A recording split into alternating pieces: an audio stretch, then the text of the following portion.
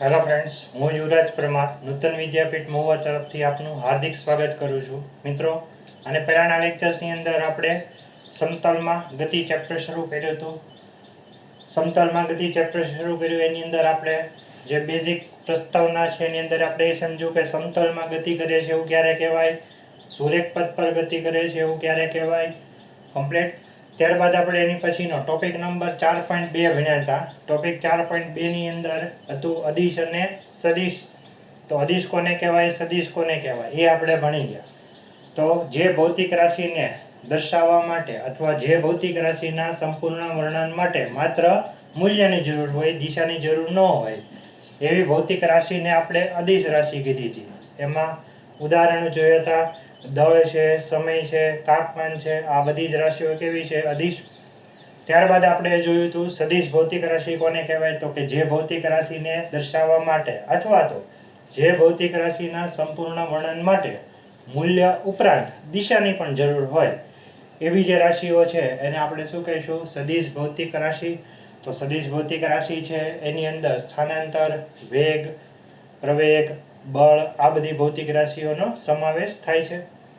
ત્યારબાદ આપણે ભણ્યા હતા કે અદિશ ભૌતિક રાશિઓ છે એના સરવાળા બાદબાકી કે ગુણાકાર ભાગાકાર છે સામાન્ય બીજગણિતના નિયમોનો ઉપયોગ કરીને કરી શકાય છે. જ્યારે સદિશના સરવાળા કે બાદબાકી કરવા માટે સામાન્ય બીજગણિતના નિયમો લાગુ પાડી શકાતા નથી. એના માટે ત્રિકોણની રીત અને સમાંતર બાજુ ચતુષ્કોણની રીતનો ઉપયોગ કરવો પડે છે. ત્યારબાદ આપણે એવું પણ સમજાતા કે સદિશ રાશિને દર્શાવવા માટે એ અક્ષર ઘાટા કરવામાં આવે છે અથવા એની ઉપર એરો કરવામાં એટલે કે તીર કરવામાં આવે છે. રેડી? તો એ આપણે ટોપિક નંબર 4.2.1 ની અંદર જોઈ હતા. હવે એની પછીનો ટોપિક છે ટોપિક નંબર 4.2.2. ટોપિકનું નામ છે સદિશોની સમાનતા.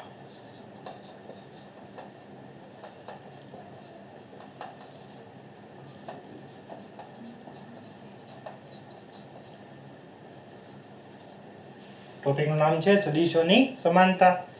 તો એની અંદર પહેલા આપણે જોઈએ સદિશોના અમુક જે પ્રકાર છે. તો પહેલું છે સમાન સદિશ.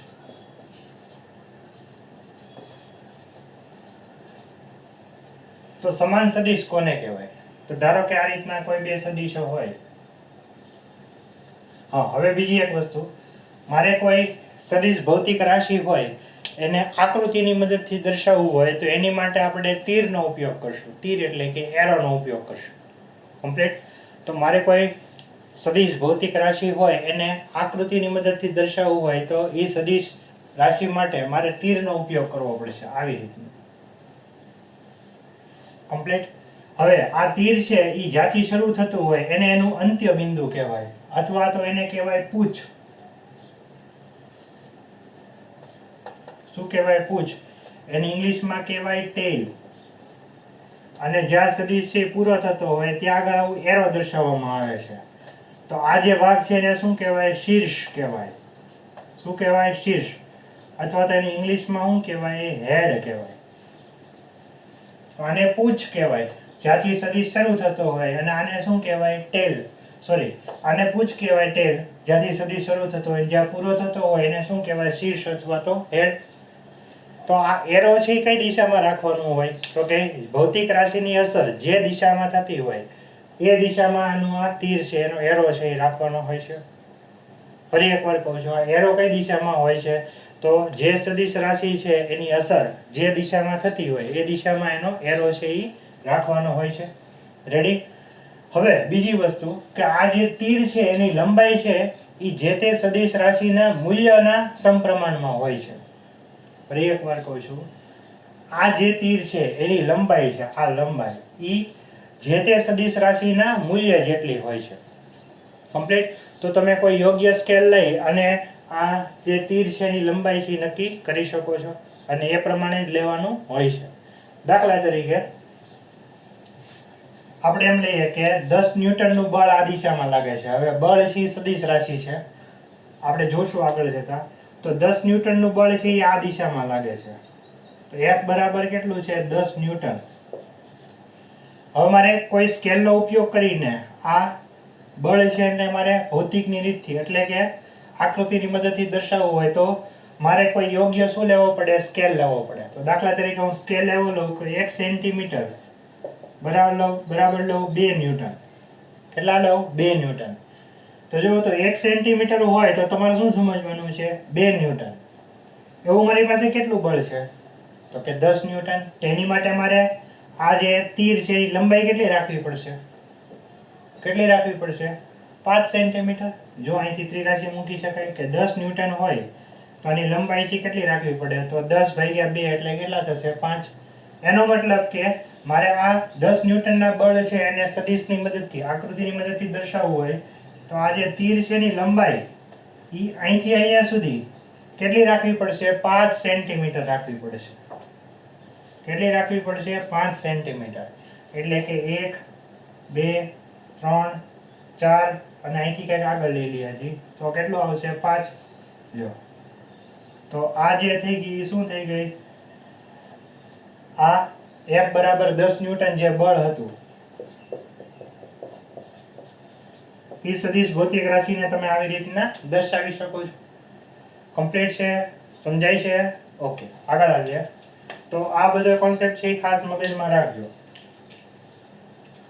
રેડી? ફરી એકવાર, જ્યાંથી તીર શરૂ થાય તેને શું કહેવાય? પૂછ. અને જ્યાં આગળ આવું એરો હોય છે એને શું કહેવાય? શીર્ષ. ઇંગ્લિશમાં એને કહેવાય ટેલ અને આને શું કહેવાય? હેડ. રેડી? ઓકે.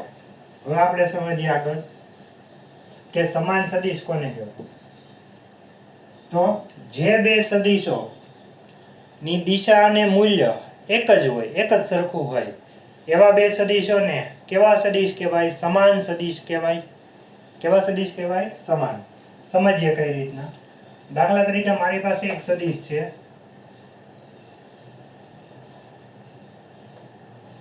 સદિશ A. હવે એ જે સદિશ છે એટલે એની ઉપર શું લખવો પડશે? એરો. કમ્પ્લીટ.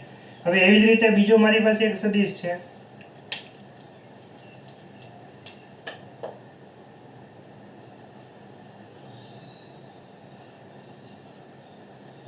એ સદિશનું નામ શું રાખું હું? B. તો તમે જોઈ શકો છો સદિશ A ની જેટલી લંબાઈ છે એટલી જ લંબાઈ કોની છે? સદિશ B ની. તો સદિશ A ની જેટલી લંબાઈ હોય એટલે કે એનું જેટલું મૂલ્ય હોય એટલું જ મૂલ્ય કોનું હોવું જોઈએ? સદિશ B નું. તો સદિશ A અને B છે એના મૂલ્ય કેવા થઈ ગયા? સમાન. હવે જો એ સદિશ A છે આ દિશામાં છે, સદિશ B પણ આ દિશામાં છે, તો બેયના મૂલ્ય પણ સરખા છે અને બંને સદિશોની દિશા પણ સમાન છે. તો આ બે સદિશો A અને B કેવા સદિશ કહેવાય? સમાન સદિશ કહેવાય. કેવા સદિશ કહેવાય? સમાન સદિશ.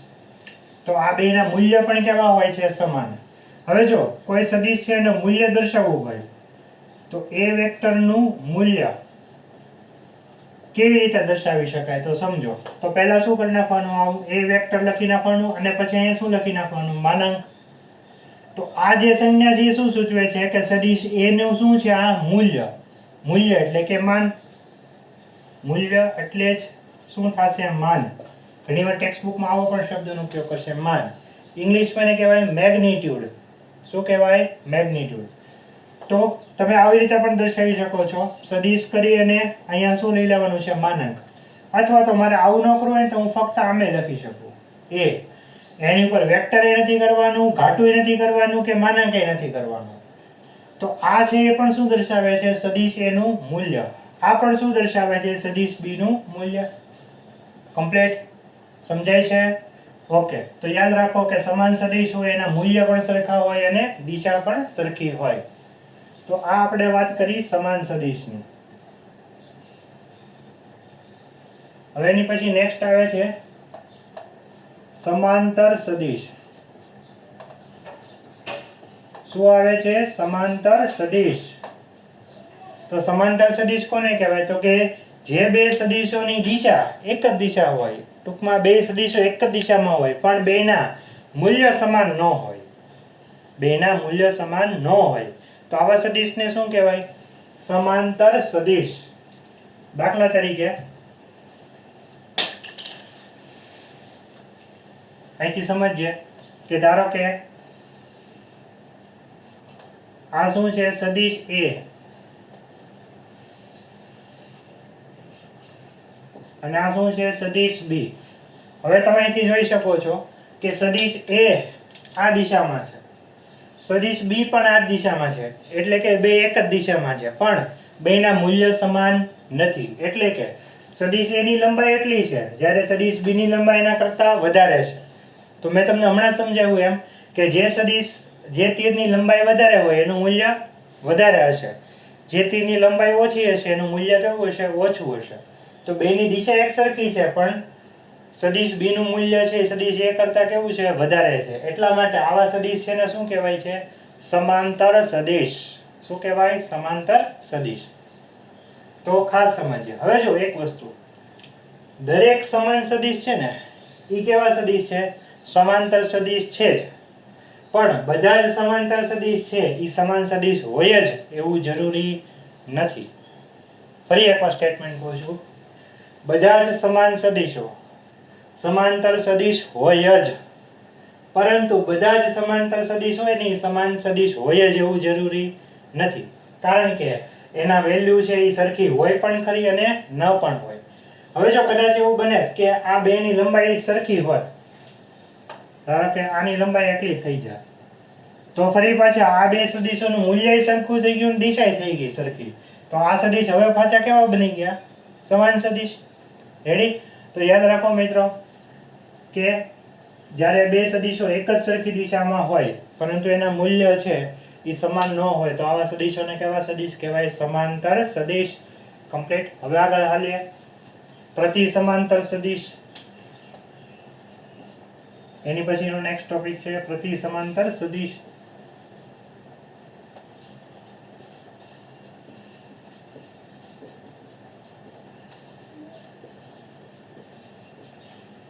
ધારો કે એક સદિશ આ દિશામાં હોય અને બીજો સદિશ છે એક્ઝેક્ટલી ક્યાં હોય? એની વિરુદ્ધ દિશામાં હોય.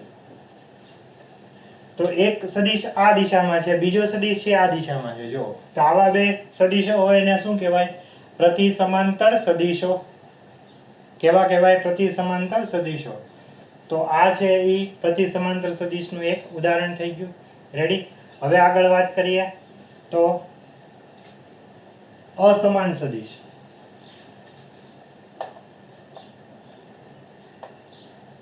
શું વાત કરીએ? અસમાન સદિશો એટલે કે જેનું મૂલ્ય સરખું ન હોય અને દિશા પણ સરખી ન હોય.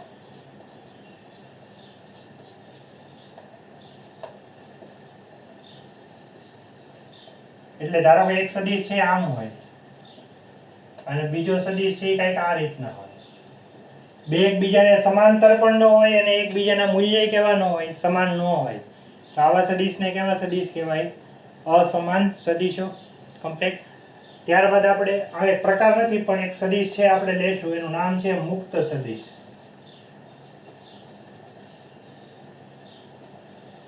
તો જે સદિશને આપણે કોઈ પણ બિંદુએથી શરૂ કરી શકીએ એવા સદિશને શું કહેવાય? મુક્ત સદિશ કહેવાય.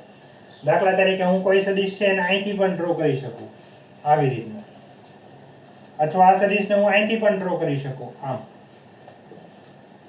અથવા આને આમ આવી રીતે પણ આમ પણ ડ્રો કરી શકું. તો જો હું ગમે ત્યાંથી શરૂ કરી શકું છું. રેડી? તો આવા જે સદિશ છે ને એને શું કહેવાય છે? મુક્ત સદિશ કહેવાય. કેવા સદિશ કહેવાય? મુક્ત સદિશ. કે જેનો અવકાશમાં કોઈ ચોક્કસ સ્થાન હોતું નથી. હા, પણ આ મુક્ત સદિશો છે એને મારે એક જગ્યાએથી બીજી જગ્યાએ લઈ જવા હોય તો મારે શું કરવું પડે? આ સદિશ છે એને સમાંતર શું દોરવી પડે? એક બીજી લાઈન ડ્રો કરવી પડે. સમજીએ આપણે. ધારો કે આ સદિશ એ છે એને મારે મુક્ત સદિશ તરીકે લેવો છે તો આને હું છે ને અહીંથી લઈને અહીંયા શિફ્ટ કરી શકું છું. એટલે કે આખું તીર છે ને અહીંથી ઉપાડીને હું અહીંયા મૂકી શકું છું. પરંતુ આનું મૂલ્ય પણ ન બદલાવવું જોઈએ ને દિશા પણ ન બદલાવી જોઈએ. જો હવે જેટલું આ એરોની લંબાઈ છે ને એટલી જ એરોની લંબાઈ આની હોવી જોઈએ. આ સદિશ છે આ દિશામાં છે તો આ સદિશ એ આ જ દિશામાં હોવા જોઈએ. ખ્યાલ આવે છે? તો જ આ સદિશને કેવા સદિશ કહેવાય? મુક્ત સદિશ કહેવાય. આપણે ચોથા ચેપ્ટરની અંદર આ પ્રકરણમાં જે કાંઈ સદિશો લેશું એ બધાય મોટા ભાગે કેવા છે? મુક્ત સદિશ જ લેશું. તો આ શેની વાત કરી મેં? મુક્ત સદિશની. હવે એક બીજી મેથડ જોઈએ કે આ સમાન સદિશો છે એ સમાન છે કે નહીં એ બીજી કઈ રીતે ચકાસી શકાય. તેની માટે ટેક્સ્ટ બુકમાં તમને એક આકૃતિ આપી છે. ધારો કે આ સદિશ A છે, એનું આ જે પૂછ છે એને નામ આપું O, અને આ જે ટેલ છે, એનું જે હેડ છે, શીર્ષ છે, એને શું નામ આપું P. એવી જ રીતના બીજો એક સદિશ લો B ડેશ, અથવા તો સદિશ B લો. એનું તમે જોઈએ તો એનું જે પૂછ છે એનું નામ શું આપી દઉં O ડેશ, અને એનું જે શીર્ષ છે એનું નામ શું આપી દઉં P ડેશ. હવે સદિશ A અને સદિશ B છે સમાન સદિશ છે કે નહીં એવું મારે તપાસવું હોય તો શું કરવાનું, તો આ જે સદિશ છે A, એ ધારો કે આવી રીતના છે. આ સદિશ એનું શું છે પૂછ, અને આ શું છે શીર્ષ. હવે આ બીજો સદિશ કયો છે B, આ એનું શું છે પૂછ, અને આ એનું શું છે શીર્ષ છે. તો મારે શું કરવાનું છે, સદિશ A ના પૂછ ઉપર સદિશ B નું પૂછ આવી રીતના આમ સંપાત કરવાનું છે, આમ આવી રીતે મૂકવાનું છે. જે ખરેખર આમ દેખાય છે તમને પણ છે આવી રીતના, ખ્યાલ આવે છે. તો બેયના આ પૂછ એટલે બેયની પૂંછડી શું કરી દેવાની છે, ભેગી કરી દેવાની છે. જો આવું કરવાથી એટલે સદિશ A આમ હતો, સદિશ B અહીંયા હતો, હવે B ને ઉપાડીને ક્યાં મૂકી દેવાનું છે, એના પૂછ ઉપર મૂકી દેવાનું છે આવી રીતના. તો જો બેયના શીર્ષ છે આવી રીતના મેચ થાય, એક જ બિંદુ ઉપર આવે, તો આ બે સદિશો કેવા સદિશ હોય, સમાન સદિશ હોય. જો એવું ન થાય તો આ બે સમાન સદિશ નથી. કમ્પ્લીટ. હવે બીજી વસ્તુ સમજીએ કે એવું થાય કે નહીં. એની માટે પણ એક આકૃતિ આપીશ, જોઈએ. ધારો કે આ સદિશ P છે અને આ સદિશ કયો છે Q. હવે આ બે P અને સદિશ Q, સદિશ P અને સદિશ Q બે સમાન સદિશ છે કે નહીં મને ચેક કરવું હોય તો આખું ઉપાડીને આની ઉપર મૂકી દેવાનું ને. રેડી? એની દિશા બદલાવી જોઈએ નહીં. તો તમે જુઓ તો આને ઉપાડીને અહીંયા મૂકો તો બેયના પૂછ આમ ભેગા થાય તો આ Q છે આમ આવશે ને. તો જો આનું શીર્ષ છે આમ આવે છે P નું, અને Q નું શીર્ષ આમ આવે છે, એનો મતલબ બે એકબીજા ઉપર સંપાત થતા નથી. તો આ જે બે સદિશો છે કયા, P અને Q, એ સમાન સદિશ નથી. કમ્પ્લીટ. ખ્યાલ આવે છે? તો આ બધી વસ્તુ તમને ટેક્સ્ટ બુકમાં પણ લખીને આપી છે, તમે એમાંથી પણ વાંચીને સમજી શકશો. રેડી? તો આ મેં ટોપિક નંબર 4.2.2 સમજાવ્યો તમને, સદિશોની સમાનતા. રેડી? હજી એક પણ છે કે સમતલીય સદિશ કોને કહેવાય.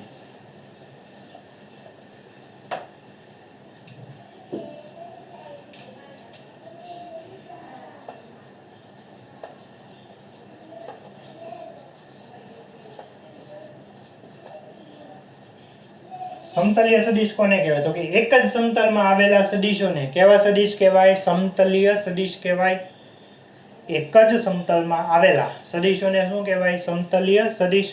દાખલા તરીકે મેં સદિશ A છે એને આવી રીતે ડ્રો કર્યો, આવી રીતે દોર્યો. સદિશ B ને આમ દોર્યો, સદિશ C ને કંઈક આમ દોરું છું. તો સદિશ A, સદિશ B અને સદિશ C ત્રણેય સમતલીય સદિશ કહેવાય. કેમ? કારણ કે ત્રણે ત્રણ એક જ સમતલમાં આવેલા છે. કયા સમતલમાં, તો કે બોર્ડના સમતલમાં. કયા સમતલમાં? બોર્ડના સમતલમાં. જુઓ તો ધારો કે આ સદિશ A છે તો આ શું થઈ જશે, સદિશ B. તો આ શું થઈ જશે, સદિશ C. ત્રણે ત્રણ આવેલા તો કયા સમતલમાં છે, બોર્ડના જ સમતલમાં. ખ્યાલ આવે છે? તો આવા જે સદિશો હોય એને તમે કેવા કહી શકો છો, સમતલીય સદિશ. હવે ધારો કે એક સદિશ છે આમ હોય અને બીજો સદિશ છે સમતલને લંબરૂપે આવી રીતના હોય આમ. તો આવા જે સદિશો છે ને, જો આ સદિશનું સમતલ છે બોર્ડનું સમતલ થઈ ગયું, અને આ છે એ સમતલને કેવું થઈ ગયો, લંબ થઈ ગયો. તો આવા જે સદિશો હોય એને સમતલીય સદિશ કહી શકાય નહીં. કમ્પ્લીટ. તો અહીંયા આગળ આપણે સદિશોની સમાનતાનો ટોપિક છે એ પૂરો કરીએ છીએ. Okay, thank you.